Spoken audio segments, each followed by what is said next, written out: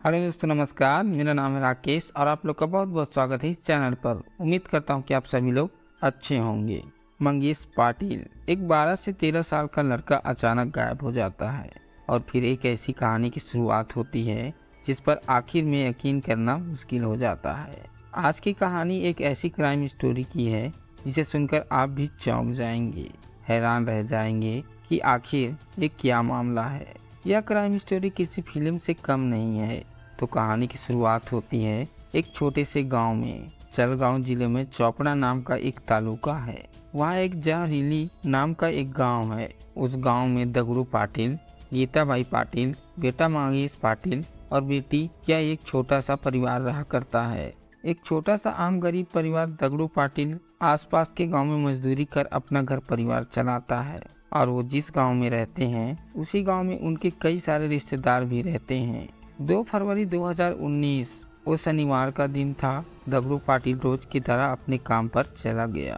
दोनों बच्चे भी स्कूल गए थे और उनकी पत्नी गीताबाई घर पे अकेली ही थी। तो शनिवार होने की वजह से स्कूल सुबह का होता था और जल्दी छुट्टी हो जाता था। तो उस दिन दोपहर 2 बजे के करीब मंगेश अपने स्कूल से घर वापस आया। घर आते ही उसने अपनी माँ से कहा कि मैं टॉयलेट जाकर आता हूँ और ऐसा कहकर घर से बाहर चला गया।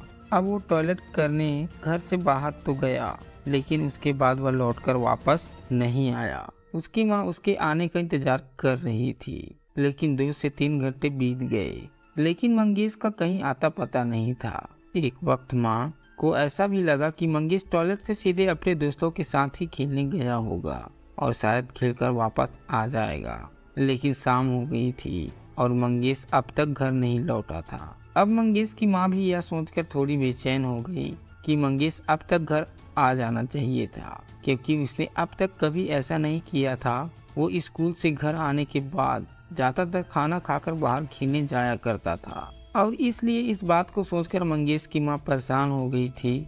गीताबाई ने पहले तो आसपास के लोगों से पूछताछ की, लेकिन मंगेश उसके घर पर भी नहीं था। आखिरकार उन्होंने आसपास की जगहों पर मंगेश की तलाश की, लेकिन उसका कहीं पता नहीं चला। नहीं उसके किसी दोस्त ने उसे खेलते हुए देखा था, तो जाहिर है कि वह और ज्यादा परेशान हो गए।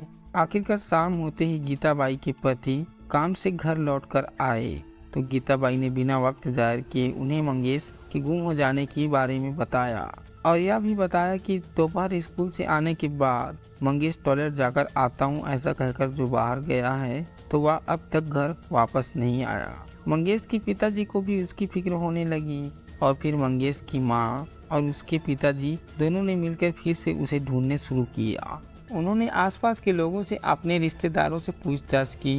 उन्हें लगा कि कहीं किसी रिश्तेदार के घर चला गया होगा। गांव की हर गली, हर एक घर में जाकर देखा, लेकिन मंगेश कहीं भी नहीं था। उसे ढूंढते ढूंढते रात हो गई थी और अब तक वह खुद भी घर लौटा ही था। जैसे जैसे वक्त बीत रहा था, परेशानी बढ़ती ही जा रही थी। मंगेश के फिक्र में माँ गीताबाई का रो रो कर बुरा हाल हो चुका था। गांव में जो उनके रिश्तेदार थे वो भी 12 साल के मंगेश को ढूंढने में लग गए थे। आखिरकार उन्होंने पुलिस में कंप्लेंट दर्ज करने का फैसला किया और अगले दिन सुबह मंगेश के घर वालों ने चोपड़ा शहर में पुलिस स्टेशन जाकर मंगेश के गुम हो जाने के बारे में केस दर्ज की। 12 साल का लड़का गुम हो जाने की वजह से पुलिस भी हरकत में आ गई और उन्होंने तुरंत उसे ढूंढने के लिए एक टीम बनाई। पुलिस ने शुरुआत में आसपास काफी पूछताछ की, तलाश की, लेकिन मंगेश के बारे में उन्हें कोई भी सुराग, कोई भी सबूत नहीं मिला। मंगेश अपने माँ बाप का इकलौता बेटा था और वो गुम हो जाने की वजह से वह काफी परेशान हो गए थे। लेकिन मंगेश कहाँ चला गया था, किसी को भी जरा सा भी खबर नहीं था। अब इस चक्कर में 3 से 4 दिन गुजर चुके थे। मंगेश को ढूंढने में पुलिस अभी नाकाम लग रही थी। मंगेश के घर पर तो इतने बुरे हालात थे कि किसी को कुछ देखा नहीं जा रहा था। बेटा गुम हो जाने के सदमे से घर वालों ने खाना पीना छोड़ दिया था। उनका घर ही नहीं, पूरा गांव मंगेश के अचानक गायब हो जाने के कारण दुख में था। गीताबाई ने तो लगभग बिस्तर पकड़ लिया था। उनकी तबीयत दिन ब दिन बिगड़ती जा रही थी। उन्हें हर रोज लोग समझाते थे कि मंगेश मिल जाएगा, लेकिन उनका दिल एक माँ का दिल था। तो अपने बेटे के बारे में सोचकर वह बस दिन ब दिन रोती रहती थी। लेकिन पुलिस ने जब पूछताछ की तो उसमें बस इतना पता चला कि आसपास के लोगों ने मंगेश को सिर्फ दोपहर तक देखा था।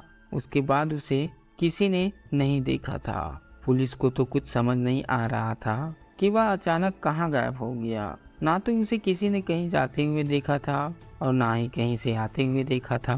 पुलिस पर भी हर दिन दबाव बढ़ता ही चला गया और फिर 2 दिन बाद पुलिस को खबर मिली कि गांव से कुछ आधा किलोमीटर दूर एक जगह पर झाड़ियों में एक टूटा हुआ पैर मिला है। जिस चीज की शंका थी वही हुआ था। वो किसी 12 से 13 साल के लड़के का पैर था और उस पैर को किसी कुल्हाड़ी से या फिर किसी भारी हथियार से तोड़ा गया था। पुलिस ने तुरंत जगह को सील करवा दिया और उसकी छानबीन की, लेकिन उन्हें वह दूसरा कोई भी सुराग नहीं मिला। अब यह सुराग हाथ लगने के बाद पुलिस को शक हुआ कि शायद यह मामला नरबली से कनेक्टेड हो सकता है और उनका शक जायज भी था, क्योंकि जब मंगेश गायब हुआ था उसके अगले ही दिन मौनी अमावस्या थी और ये मौनी अमावस्या 27 साल में एक बार आती है। अब इस बात को जानने के बाद पूरा गांव खौफ में था। किसी को यह समझ नहीं आ रहा था कि एक हंसते खेलते बच्चे के साथ ऐसा कौन कर सकता है। मंगेश के माता पिता ने जब अपने बेटे का टूटा हुआ पैर देखा तो उनकी हालत और भी खराब हो गई। उन्हें संभाल पाना तक मुश्किल हो गया था। रो रो कर दोनों का बहुत बुरा हाल हो चुका था। अपने बेटे का कटा हुआ पैर देखकर माँ इस बात को समझ गई थी कि उसका बेटा अब जिंदा नहीं है, उसे किसी ने मार दिया है और उसके टुकड़े टुकड़े कर दिए हैं। जिस माँ ने उस बच्चे को 9 महीने तक अपनी कोख में पाला था, उसे इतना लाड प्यार से बड़ा किया था, उसके लिए यह किसी सदमे से कम नहीं था। मंगेश अब कभी भी लौटकर वापस नहीं आने वाला था। लेकिन मंगेश का पैर मिलने के बाद पुलिस ने और गहराई में केस की छानबीन करना शुरू किया। पुलिस ने फोरेंसिक टीम को बुलाकर उस जगह की जांच करवाई। खोजी कुत्तों की टीम से भी आसपास की जगह की खोजबीन की, लेकिन फिर भी कोई पुख्ता सबूत उनके हाथ नहीं लगा। अब सबको ऐसा लगने लगा था कि यह जरूर नरबली का ही मामला है। किसी ने अपना काम करवाने के लिए मंगेश की बलि चढ़ा दी थी। पुलिस को दूसरा कोई कारण नजर नहीं आ रहा था, क्योंकि मंगेश के घर वाले तो बहुत गरीब थे, तो उसका अपहरण कर किसी को भी कुछ फायदा होने वाला नहीं था। और मंगेश के घर वाले के अपने रिश्तेदारों से, आसपास पड़ोसी से कोई भी झगड़ा नहीं था। तो इस शक की निगाह पर पुलिस ने आसपास के गांव में जो भी तांत्रिक बाबा थे उनको पूछताछ के लिए उठा लिया और कुछ भी कर मंगेश के बारे में खबर निकालने के लिए पुलिस के जो खबरी थे उनको भी इतला कर दी गई थी। तब पुलिस को पता चला कि उनके गांव में एक ज्वेलर्स की दुकान है और उनकी दुकान के बाहर सीसीटीवी लगा हुआ है। पुलिस ने सोचा कि अब इतनी छानबीन कर ही रहे हैं तो एक बार सीसीटीवी फुटेज भी देख लेते हैं। जब पुलिस ने सीसीटीवी फुटेज देखा तो उन्हें रात में एक भिखारी नजर आ रहा था, जो वहां के आसपास के इलाके में घूमता हुआ दिखाई दे रहा था। उसका चेहरा तो ठीक से नजर नहीं आ रहा था, लेकिन उस भिखारी के पास एक बड़ा सा पोटला था, मतलब कपड़े का थैला था, जो कि उसके पेट पर था और उसका आकार देख लग रहा था कि उसमें कोई बड़ी सी चीज रखी हुई है।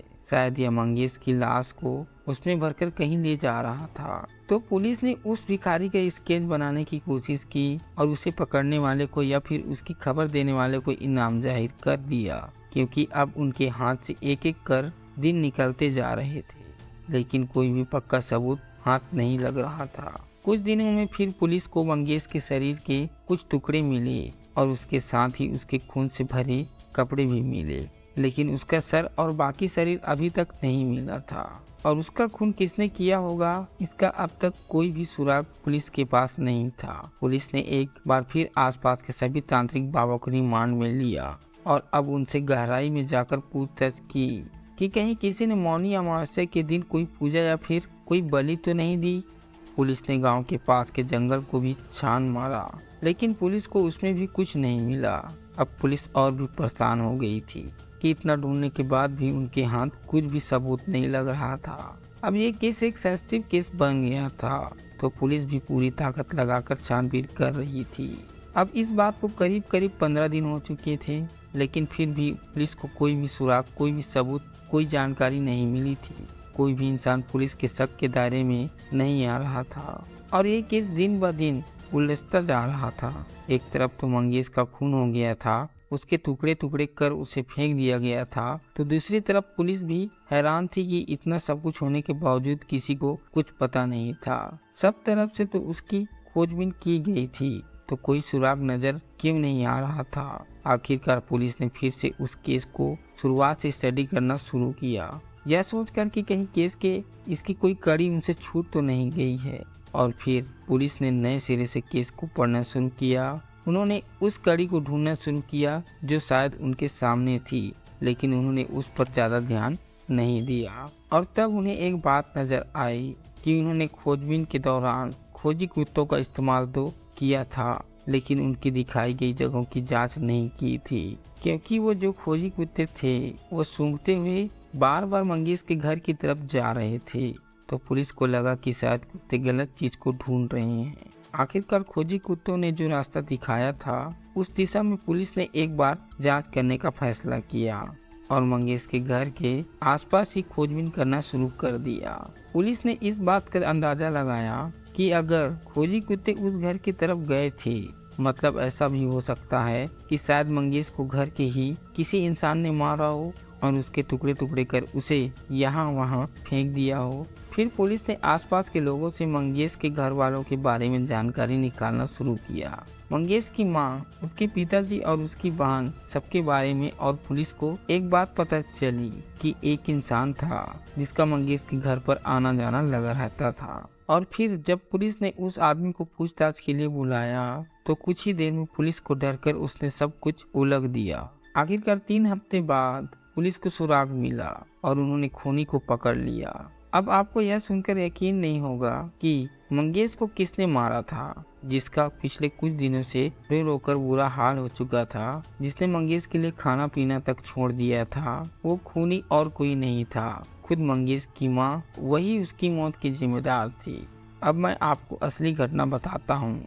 असली घटना को जानकर तो आप और हैरान हो जाएंगे। इस घटना को अंजाम दिया था मंगेश की माँ गीताबाई और उसके 2 यारों ने किया था। यह कोई निर्बल नहीं था, यह एक हत्या थी और फिर एक सोची समझी साजिश थी जिसमें मंगेश बलि चढ़ गया था। गीताबाई का भांजा समाधान पाटिल, उसकी उम्र करीब 25 साल के आसपास थी और वो हमेशा मंगेश के घर आया करता था। अब समाधान पाटिल जवान था और गीताबाई भी ज्यादातर दिन भर घर में अकेली ही रहा करती थी। तो धीरे धीरे गीताबाई और समाधान दोनों अपने रिश्ते को भूल गए और वो एक दूसरे के नजदीक आते चले गए। उनके बीच एक नया रिश्ता बन गया। वह गीताबाई का भांजा होने की वजह से किसी को भी उनके रिश्ते पर शक नहीं हो रहा था। अब दोनों को भी बिना किसी के विरोध के वो सब मिल रहा था जो वो दोनों चाहते थे। रोज उन दोनों के बीच शारीरिक संबंध बनने लगे थे और फिर समाधान को मामी की लत लग गई थी। वह रोज मामी गीताबाई के घर जाने लगा था। उनके रिश्ते को अब काफी दिन हो चुके थे और फिर एक दिन समाधान ने बातों बातों में अपने दोस्त राजेंद्र पाटिल को उसके और मामी के साथ रिश्ते के बारे में बताया कि किस तरह मामी के साथ संबंध बनाता है, कैसे उसके मजे उड़ाता है। फिर राजेंद्र से भी रहा नहीं गया और उसने समाधान को कहा कि वह उसकी भी उसके मामी के साथ सेटिंग करा दे। तो अब समाधान मामी को राजेंद्र के बारे में बताया और वो भी मान गई। मामी यानी गीताबाई पाटिल को इन दोनों रिश्तों में मजा आने लगा था। यह सब इतना चुपचाप हो रहा था कि किसी को भी इन पर जरा सा भी शक नहीं था। और फिर वह दिन आया। वो शनिवार का दिन था। तारीख थी 2 फरवरी और तगड़ू पाटिल हमेशा की तरह काम पर चला गया था और उनके 2 बच्चे स्कूल गए हुए थे। तो उस रोज मंगेश थोड़ा जल्दी घर आ गया। घर आने के बाद वह अपनी माँ को टॉयलेट जाकर आता हूँ यह कहकर घर से बाहर चला गया और उसी वक्त राजेंद्र पाटिल गीताबाई के घर चला आया। अब उन्हें वक्त का जरा सा भी अंदाजा नहीं था और उनसे रहा नहीं गया। उन्होंने उसी वक्त एक दूसरे के साथ संबंध बनाना शुरू किया और अब गीताबाई और राजेंद्र के बीच वह सब चल ही रहा था कि तभी गीताबाई का मासूम बेटा मंगेश टॉयलेट से घर वापस आया। अब राजेंद्र और गीताबाई अपनी वास्ता में इतने डूब चुके थे कि उन्हें दरवाजा अंदर से बंद करने का होश नहीं रहा। तो मंगेश ने घर आते ही हमेशा की तरह दरवाजे को बाहर से धक्का दे दिया। अब उसे जरा सा भी अंदाजा नहीं था कि दरवाजा खोलते ही उसे क्या देखने को मिलेगा। दरवाजा खुलते ही उसने अपनी माँ को यानी गीताबाई को राजेंद्र के साथ अजीब हालत में देखा। दोनों के बदन पर कपड़े नहीं थे मंगेश को तो कुछ समझ नहीं आ रहा था कि उसने ये क्या देख लिया है। पर तब गीताबाई और राजेंद्र को भी मंगेश को अचानक सामने खड़ा देख बहुत गुस्सा आया और गुस्से में आकर राजेंद्र ने पास पड़ी एक बड़ी सी लकड़ी उठाई और जोर से मंगेश के सर पर दे मारी और तभी मंगेश बेहोश होकर वहीं गिर पड़ा। मंगेश की माँ उसे उठाकर घर के अंदर ले आई। मंगेश तब तक लहूलुहान हो चुका था।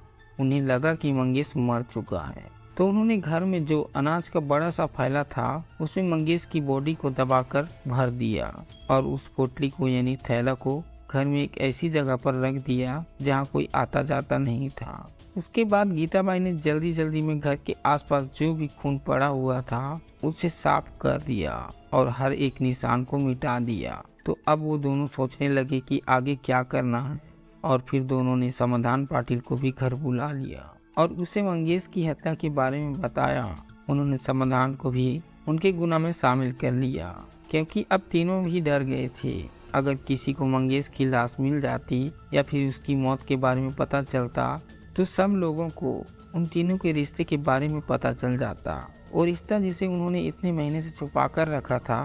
फिर उन तीनों ने मिलकर एक प्लान बनाया कि मंगेश की माँ लोगों से बस ये कहेगी कि मंगेश टॉयलेट तो गया था लेकिन वहाँ से लौटकर नहीं आया और फिर उसे आसपास ढूंढने का नाटक करेगी।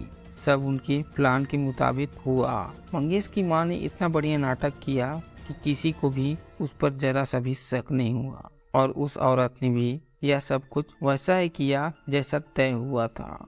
शाम होते ही दगड़ू पाटिल यानी मंगेश के पिताजी घर वापस आ गए और वह घर पर आते ही गीताबाई ने ऐसा ढोंग किया कि उसका बेटा दोपहर से घर से बाहर गया है और वो अब तक लौटकर नहीं आया। फिर उन सब ने मिलकर मंगेश को ढूंढना शुरू किया पर वह लड़का कहाँ था।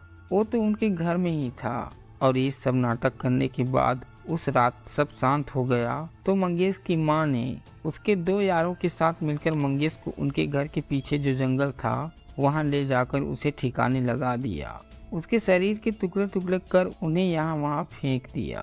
बस एक कड़ी मिलने की वजह से पुलिस ने इस केस को सुलझा लिया था। पुलिस ने तुरंत तीनों को भी गिरफ्तार कर लिया। उनकी वासना की वजह से एक साथ 3 परिवार उजड़ गए थे और एक मासूम की हत्या हो गई थी। जो माँ अपने बच्चे के लिए रो रही थी, चिल्ला रही थी, वही उसका खून कर सकती है। इस बात पर किसी को भी विश्वास नहीं हो रहा था। जिस माँ की ममता के बारे में लोग बातें करते हैं उसी ममता ने अपने बेटे को मार दिया था। दोस्तों, यह बात सच है कि वासना इंसान को अंधा बना देती है और रिश्तों को भुला देती है। दोस्तों, वीडियो अच्छा लगा हो तो सब्सक्राइब कीजिए और लाइक कीजिए। मिलते हैं अगले एपिसोड में। अलविदा।